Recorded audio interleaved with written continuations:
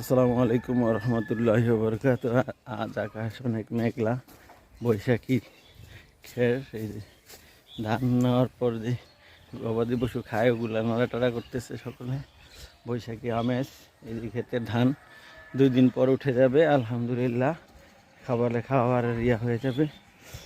এই যে বৈশাখী ধান কাটা মাড়াই করা শেষ, ক্ষেতগুলো সব ফাঁকা হয়ে গেছে, মানুষ এখন ধান নিয়ে ব্যস্ত।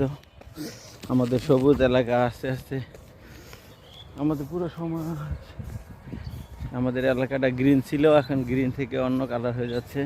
ধীরে ধীরে ধান কেটে ফেলতেছে। এই আকাশে মেঘলা, খুব বৃষ্টি দেখা যাচ্ছে। আমাদের এলাকা খুবই প্রাকৃতিক সৌন্দর্যে ভরা। এই ক্ষেতে মূলা শাক, পাট শাক এগুলো লাগানো হয়েছে।